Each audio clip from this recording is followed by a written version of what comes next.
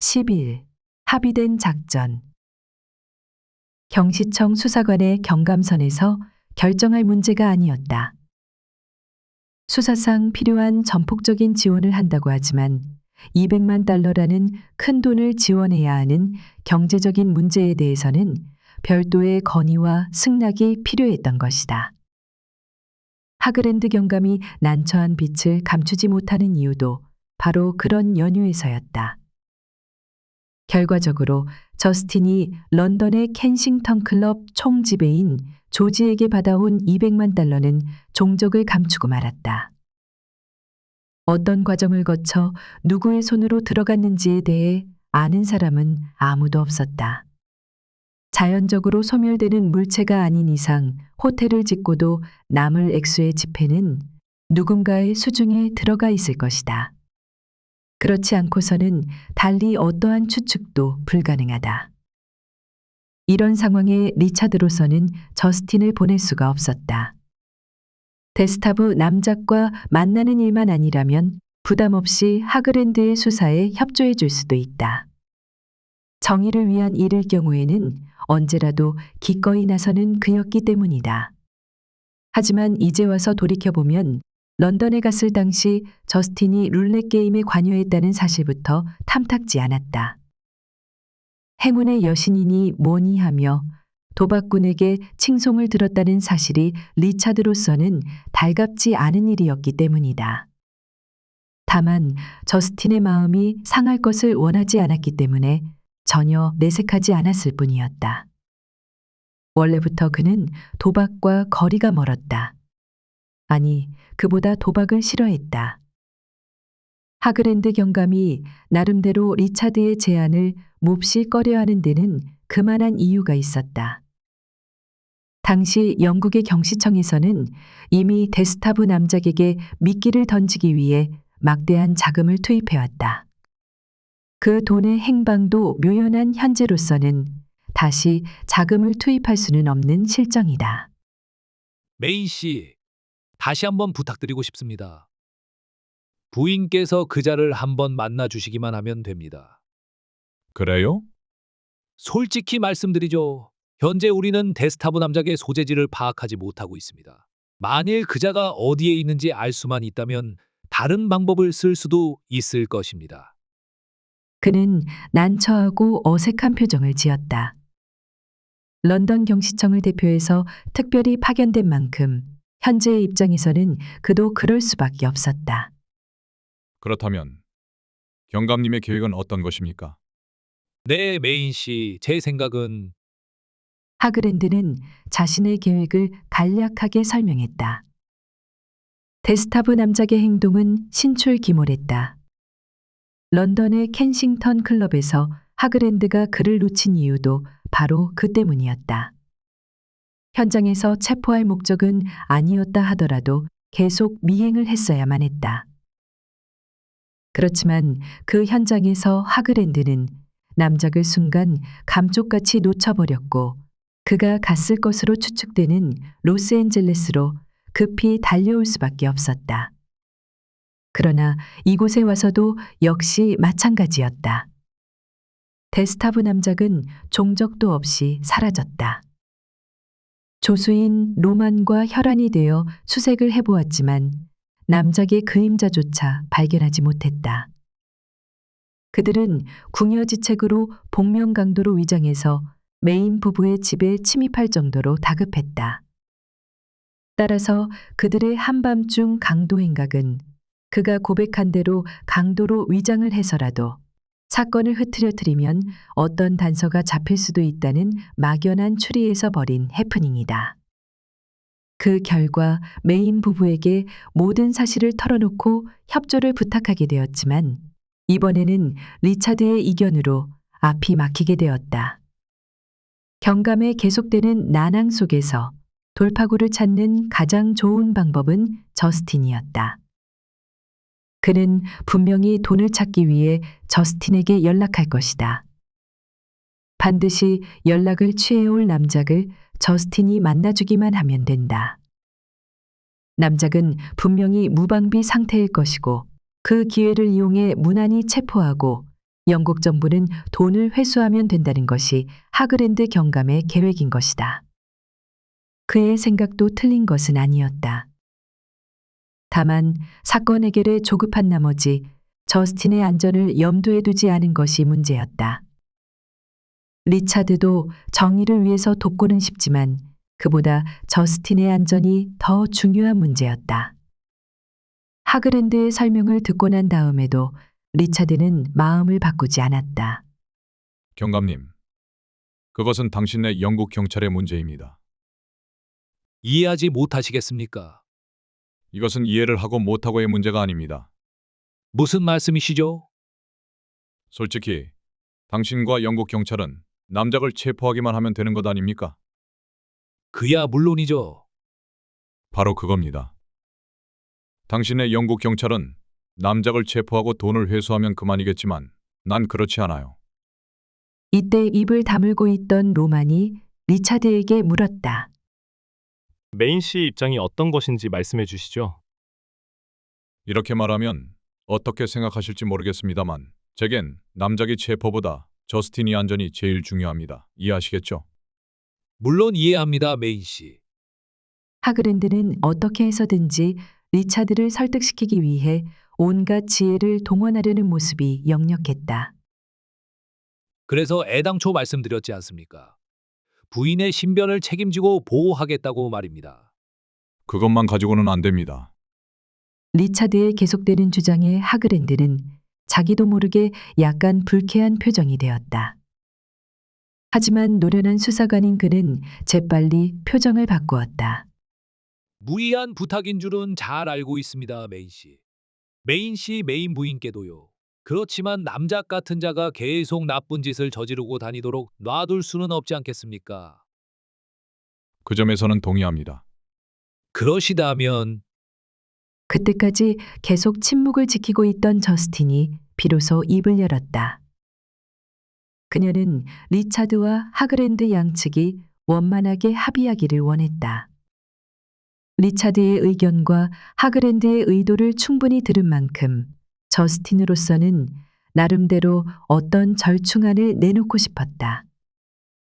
그녀는 자신의 생각을 우선 하그랜드에게 차분히 설명하기 시작했다. 경감님, 네, 메인 부인. 말씀하신 그대로라면 남작을 제가 만나기만 하면 현장에서 체포할 수 있다고 하셨죠? 물론입니다. 그렇다면 뭐가 걱정인지 이해할 수 없어요. 남편은 나의 안전을 위해 잃어버린 200만 달러를 진짜 돈으로 가져가야 한다고 생각하고 있어요. 하지만 그게 좀... 이해할 수 없군요. 현장에서 남작을 체포하기 위한 200만 달러도 영국 경찰은 지원해 줄 수 없나요? 설마 그런 건 아니겠죠? 그럴 리 있겠습니까? 부인께선 좀 지나친 말씀을 하시는군요. 옆에서 듣고 있던 로만이 끼어들며 말했다. 부인이 옳습니다.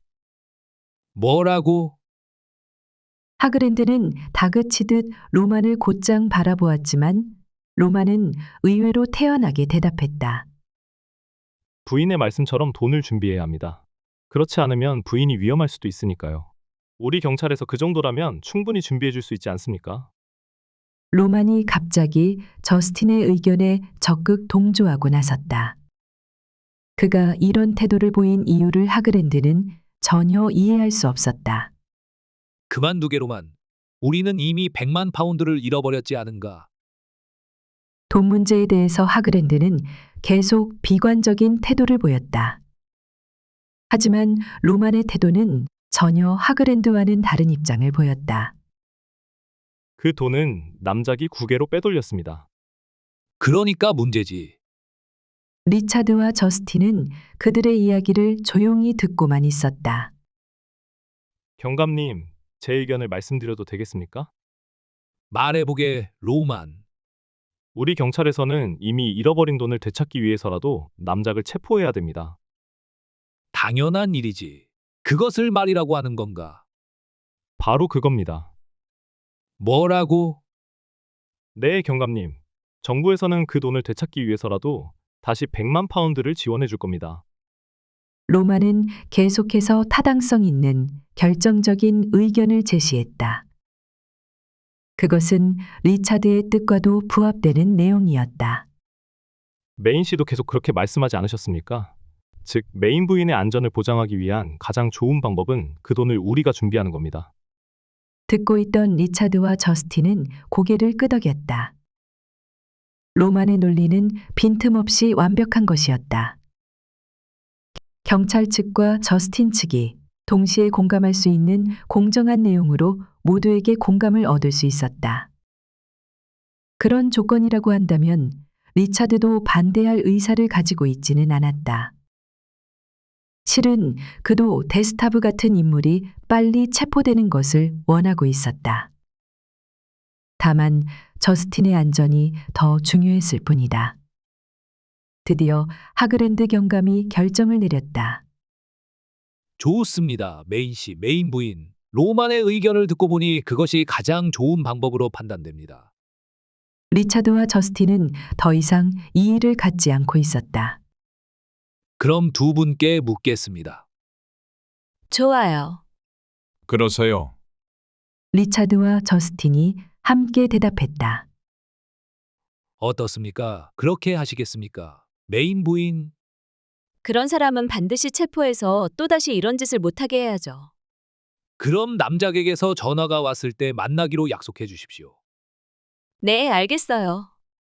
감사합니다, 부인. 정말 감사드립니다. 하그랜드는 비로소 얼굴 가득히 안도의 표정을 지었다. 그렇지만 문제가 해결된 것은 아직 아니었다. 전화 왔습니다. 메인 부인. 거실에 있던 시고니가 아직 침실에 있는 저스틴에게 큰 소리로 알려주었다. 런던에 다녀온 후 저스틴과 리차드는 이전보다 늦게 일어나는 습관이 생겼다.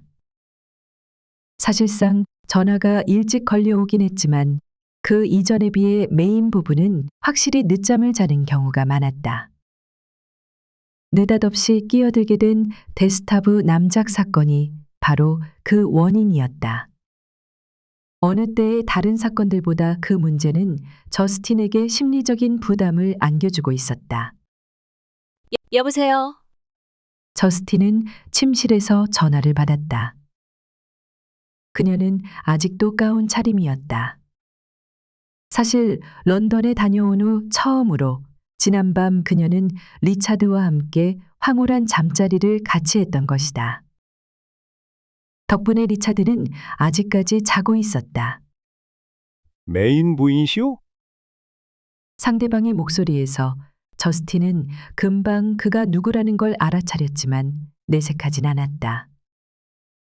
그녀의 목소리 때문에 부시시 깨어나는 리차드에게 가벼운 눈짓을 보냈을 뿐이다. 그런데 누구시죠? 아, 데스타브 남작이요.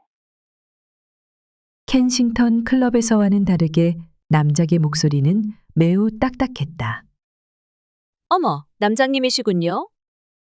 그녀가 짐짓 다정하게 말을 걸자 비로소 남작이 말투도 바뀌었다.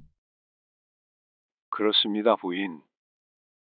남작은 현실적인 문제 때문에 저스틴의 반응에 굉장히 경계심을 갖고 있었다. 안녕하세요.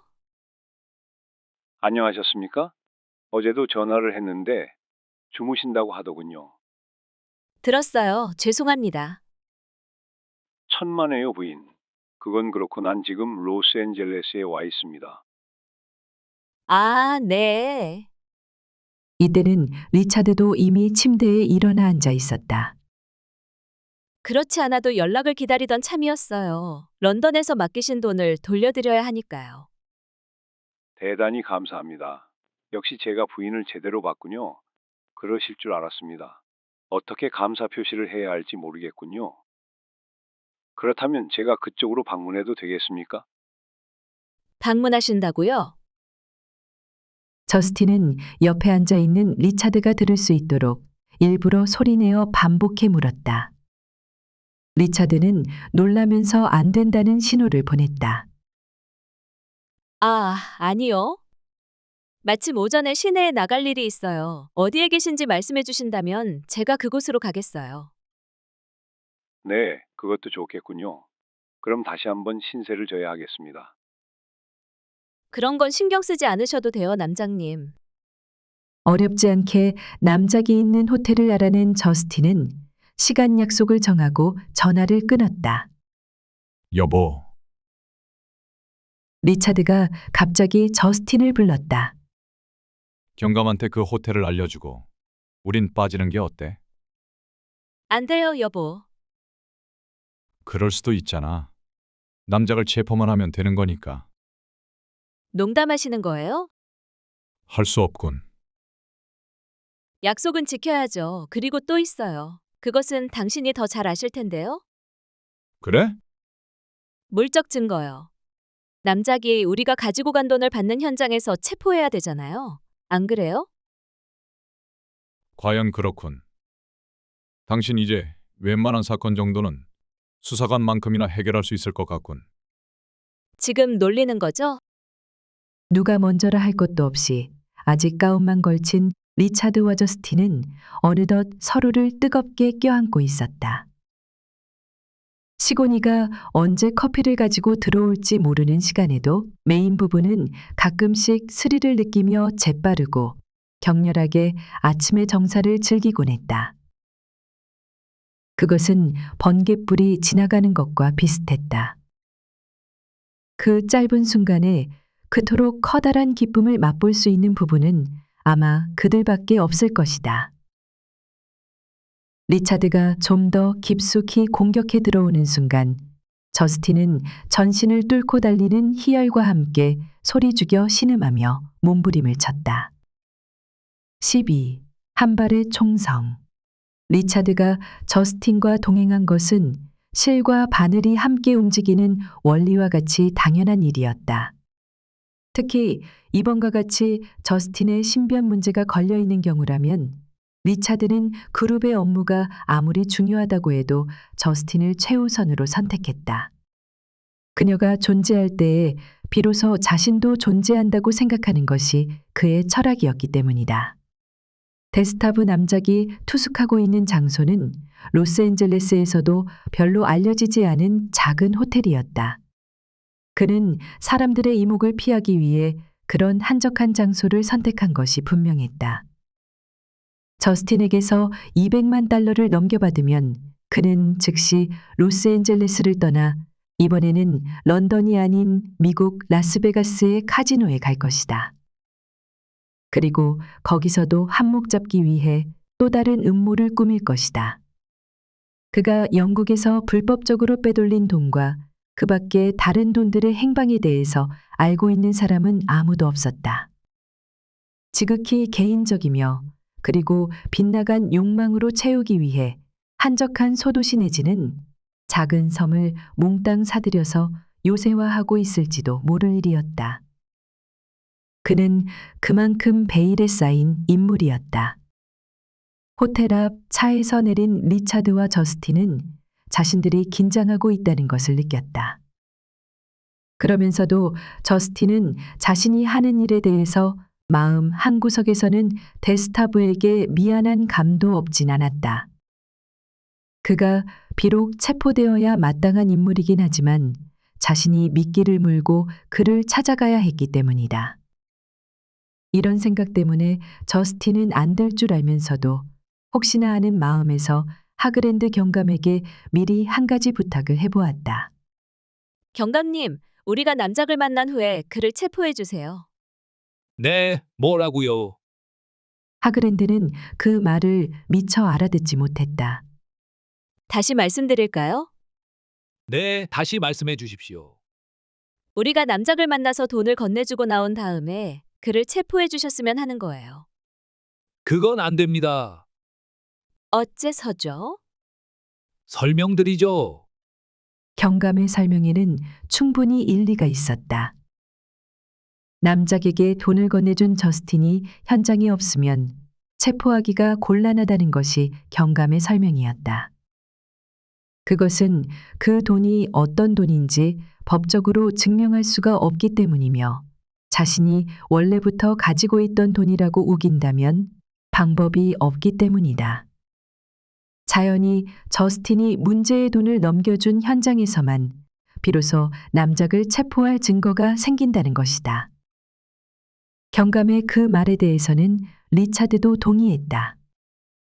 저스틴은 그런 이유로 마음 한구석에는 미안함을 지닌 채 계획대로 하그랜드가 머물고 있는 호텔을 찾을 수밖에 없었다. 메인 부부는 엘리베이터를 이용하지 않고 계단으로 올라갔다. 평소 기회가 있을 때마다 조금씩 운동을 하는 것이 메인 부부의 습관이었다. 몇 호실이라고 했지? 313호실이요. 혼자 있을까? 그럴 거예요. 아니, 그럴지도 모르죠. 무슨 소리야? 떳떳하지 못한 돈을 받는데 옆에 사람이 있기를 원하겠어요? 그것도 그렇군. 이윽고 313호실 앞에 도착한 그들은 잠시 멈추어 호흡을 안정시킨 후에야 문을 두드렸다. 기다렸다는 듯이 남작의 목소리가 들려왔다. 누구요? 저스틴 메인이에요. 그 말이 채 끝나기도 전에 안에서 부지런히 다가오는 발소리와 동시에 문이 열렸다. 아, 메인 부인.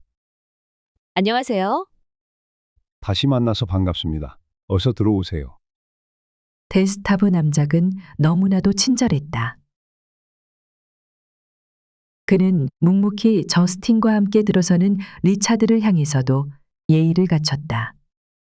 메인 씨 되십니까? 그렇습니다. 반갑습니다. 두 사람은 가볍게 악수했다. 남작은 힘껏 손을 잡고 흔들 생각이었지만 리차드 쪽에서 가볍게 건드리는 것처럼 잡았다. 문제의 돈가방은 리차드가 들고 있었다. 그는 가급적이면 일을 빨리 끝낼 생각이었다. 그런 곳에서 조금이라도 시간을 더 끈다는 것이 그로서는 견딜 수가 없을 만큼 고역이었기 때문이다.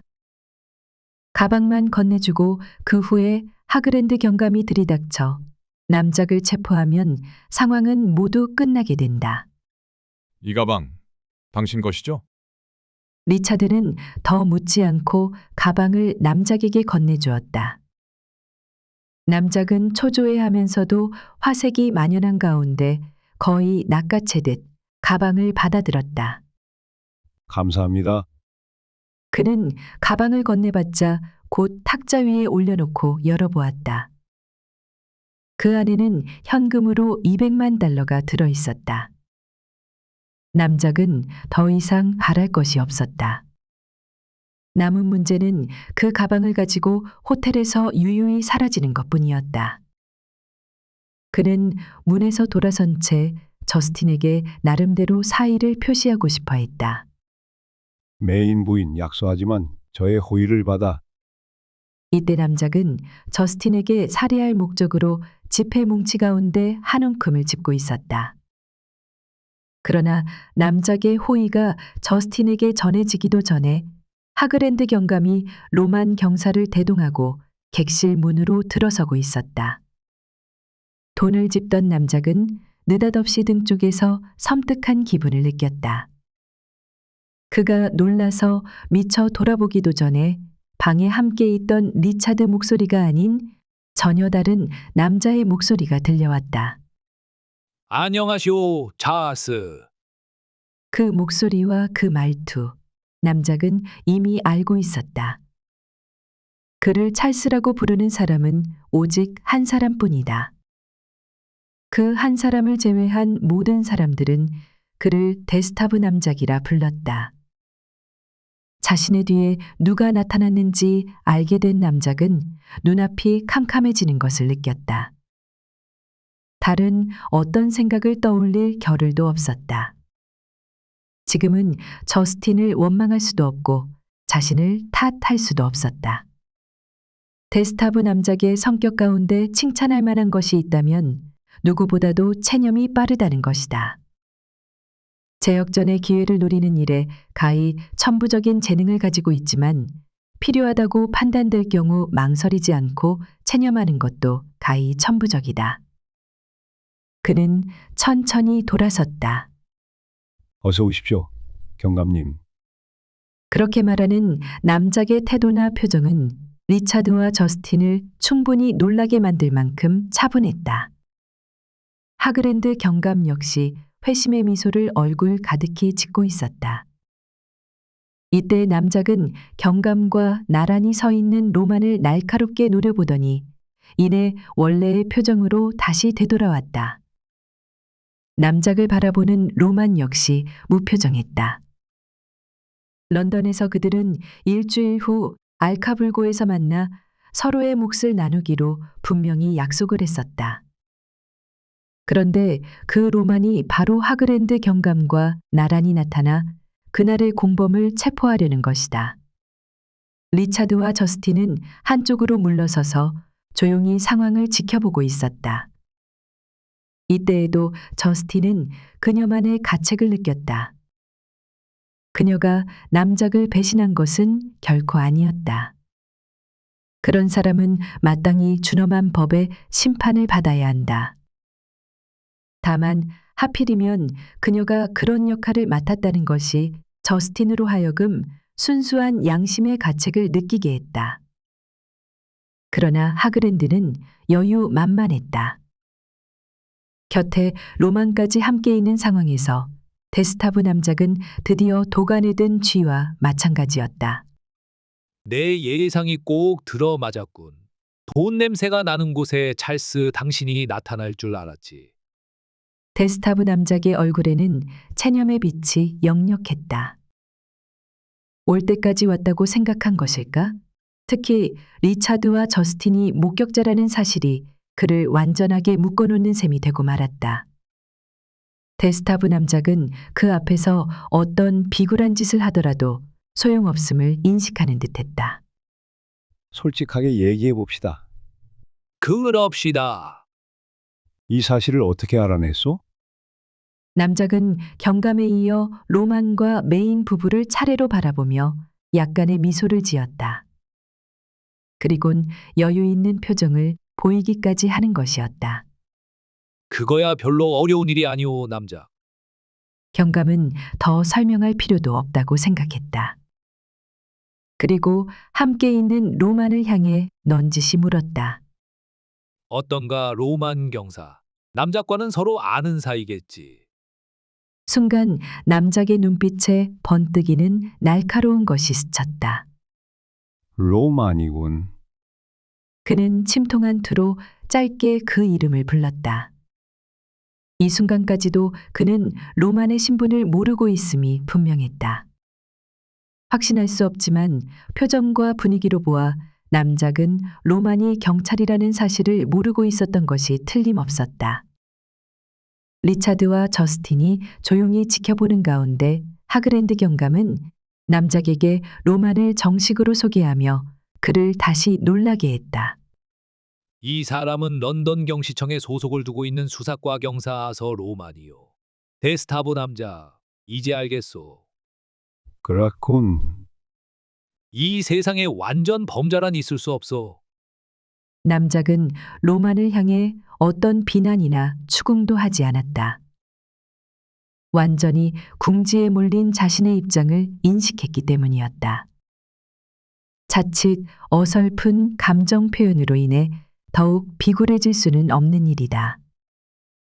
비록 범죄 사실이 현장에서 발각되어 체포되기 직전의 상황으로까지 몰리긴 했지만 그는 오히려 로만을 향해 부드럽게 빈정거렸다.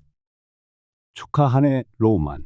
내가 자네를 아직 모르고 있었다니 내 무덤을 내가 판 셈이군. 그는 웃지도 그렇다고 화를 내지도 않았으며 로만에게 한마디 더 던졌다. 이제 보니 돈의 유혹도 거절할 줄 아는 애국 청년이었군. 몰라봐서 미안하네. 리차드와 저스틴은 일이 빨리 끝나주기를 바랬다. 그들은 사실상 할 일을 끝낸 셈이다. 그대로 호텔 밖으로 나갈 수도 있는 상황이었지만 사건의 결말을 지켜보고 싶을 뿐이었다. 이윽고 하그랜드 경감이 로만 경사에게 명령을 내렸다. 로만 지금 즉시 로스앤젤레스 경찰에 연락해 주게. 알겠습니다, 경감님. 이 지역의 경찰과 사소한 마찰도 일으킬 필요는 없겠지. 돈 가방을 챙긴 후에 어서 전화로 연락하게. 네. 전화기는 남작이 올려놓은 돈가방 바로 그 곁에 놓여 있었다.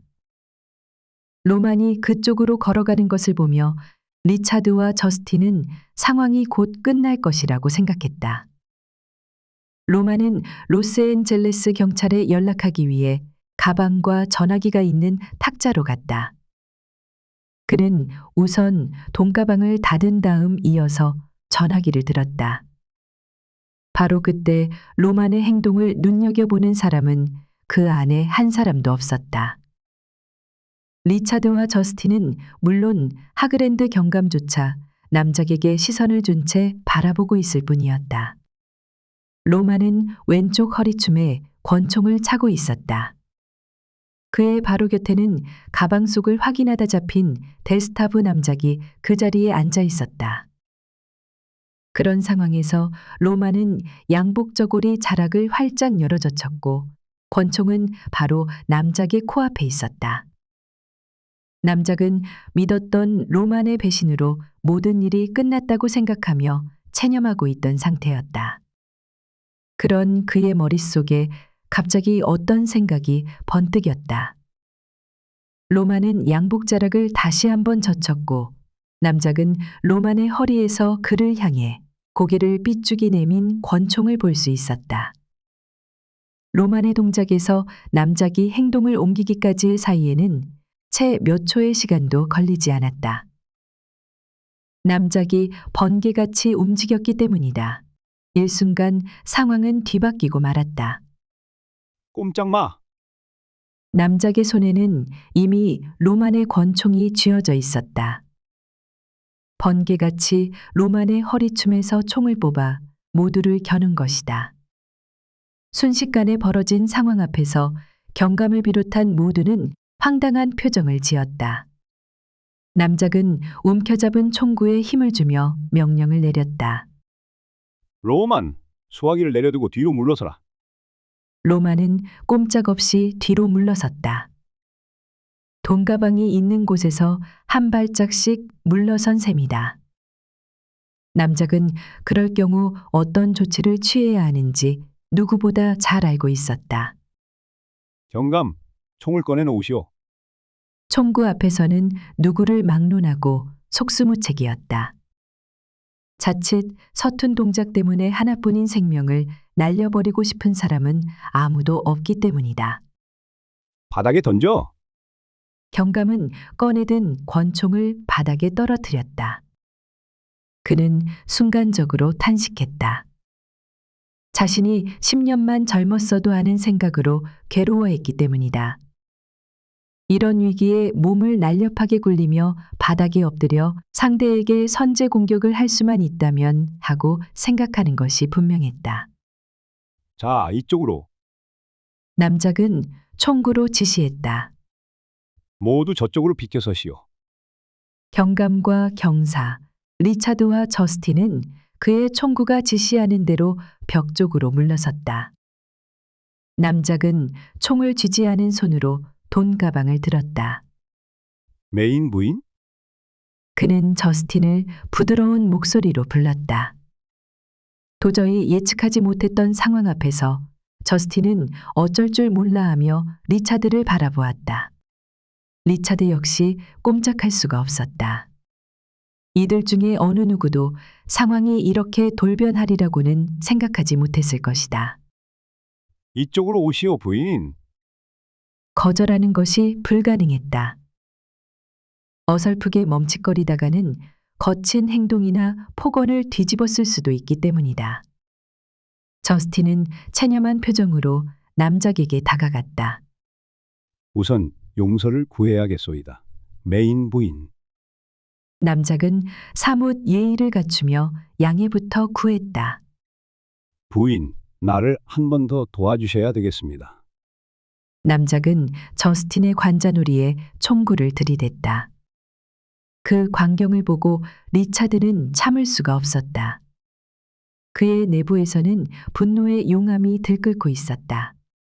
이와 비슷한 위기를 여러 차례 겪긴 했었지만 매번 극적으로 위기를 벗어나곤 했었다. 하지만 지금은 두 명의 수사관과 함께 있으면서도 남작의 총구 앞에서 꼼짝도 못하고 서 있을 수밖에 없었다. 저리 비켜. 경감과 리차드가 서서히 움직이려 하자 남작은 갑자기 거칠게 소리쳤다. 그 자신도 위기감을 느끼고 있음이 분명했다. 그도 겉으로는 태연한 척하며 상대들에게 위협을 주고 있지만 내심 불안과 초조로 긴장하고 있었다. 순순히 길을 비켜주지 않으면 여자가 죽는다. 리차드는 멈추었다. 그의 입장에서는 저스틴이 무사할 수만 있다면 남작이 돈을 가지고 도망쳐도 상관없었다. 저스틴이 안전할 수만 있다면 어떠한 방법이라도 얼마든지 남작을 도와주고 싶은 심정이었다. 남작은 문 쪽을 향해 가면서 사납게 소리쳤다. 이리 와, 빨리 돌아서. 그는 리차드에게 당부하는 것도 잊지 않았다. 당신 부인을 해치진 않겠어. 그냥 방패로 삼을 뿐이지. 걸어, 어서 걸어. 그는 저스틴을 강제로 몰다시피 해서 문 쪽으로 가도록 재촉했다. 메인 부인은 나에게 행운을 가져다 준 사람이지. 데스타브 남작은 지금도 저스틴을 행운의 여신으로 믿고 싶은 것이 분명했다. 자, 어서 걸어, 가. 남작은 저스틴을 인질로 삼아 호텔 방을 나섰다. 누구 하나 손을 쓰지 못한 채 남작의 명령에 순순히 따를 수밖에 없었다. 눈 깜짝할 사이에 저스틴이 피투성이가 되어 끝날 수도 있는 상황이기 때문이다. 그대로 조금만 시간이 흐르면 저스틴은 무사할 수 있다. 단 이것은 남작이 돈을 가지고 무사히 탈출한다는 전제 조건에서만 허용되는 문제였다. 남작이 문 밖으로 막 나갔을 때의 일이다. 그의 시야에서 벗어나자 로만이 재빨리 움직였다. 그는 허리에 차고 있던 권총 외에 비상용 무기로 또 다른 초소형 권총을 양말 속에 넣고 다녔다. 남작이 문 밖으로 나가 방 안의 상황을 보지 못하는 사이 로마는 권총을 꺼내 망설이지 않고 문 밖을 나서며 소리쳤다. 남작! 일제히 놀랐다. 남작 역시 소리가 난 방향을 재빨리 바라보며 들고 있는 권총을 곧장 겨누었지만 로만이 한 발 빨랐다. 남작이 미처 손 쓸 사이도 없이 요란한 총성이 복도를 울렸다. 로만의 총구에서 발사된 총알은 남작을 향해 날아갔다. 남작은 심장을 움켜쥐고는 비명조차 내지 못하고 비틀거리더니 이내 바닥에 털썩 쓰러졌다. 눈 깜짝할 사이에 전개된 상황 속에서 남작은 어떤 미동도 하지 않았다. 저스틴은 남편에게 달려가서 그의 품에 안기는 것조차 잊은 채 멍청한 표정을 짓고 있었다. 리차드 역시 쓰러진 남작을 묵묵히 내려다보고 있을 뿐이었다. 이때 경감이 먼저 움직였다. 쓰러진 남작의 목 부분에 손등을 대어본 후 그는 무겁게 선언했다. 죽었습니다. 로만 경사의 사격 솜씨는 정확했다. 단발에 남작의 심장을 명중시켜 그를 절명시킨 것이다. 누구도 입을 열지 못한 채 서 있기만 했다. 로만 경사만이 당황하며 겁에 질린 표정을 지을 뿐이었다. 그러나 그는 완벽했다. 여인을 인질로 삼아 거액의 돈을 가로채어 도망치려는 범인을 정확하게 맞춰서 사살하고는 극적으로 인질을 구출해냈다. 이 이상 임무를 완벽하게 처리할 수는 없을 것이다. 그 자리에 있던 어느 누구도 로만에게 책임을 묻지 않았다. 아니, 물을 수가 없었다. 오히려 모범적인 수사관으로 표창을 받아야 마땅하다고 생각했다. 남작이 비록 저스틴의 안전을 약속했어도 확실하게 안전을 장담할 수 없었기 때문이다. 목적을 달성한 다음 남작이 저스틴은 물론 리차드와 경감, 경사까지 처치할 가능성은 얼마든지 있었다. 증거를 없애고 궁극적으로 자신의 안전을 더 연장시키기 위해 충분히 피를 뿌릴 수도 있는 사람이었다. 그런 남작이 완전히 숨졌다. 저스틴은 무사했고 영국 정부로 환속해야 되는 거액의 돈도 무사히 되찾을 수 있게 되었다. 더 이상 이보다 좋은 결과는 기대할 수 없을 것 같았다. 남작을 사살한 것은 수사관의 업무상 필요한 조치였다. 로마는 아직도 얼떨떨한 표정을 떨쳐버리지 못하고 있었다. 그리고 그 뒤에 일어날 사건을 미리 예견할 수 있는 사람은 더구나 그 자리에 아무도 없었다. 반지는 작지만 그 의미는 결코 작지 않습니다. 평생을 함께할 반지, 제대로 알고 선택하는 게 중요합니다. 화면 우측 상단의 동영상 버튼을 클릭하시면 반지 선택 시 어떤 내용을 고려해야 하는지 알 수 있습니다.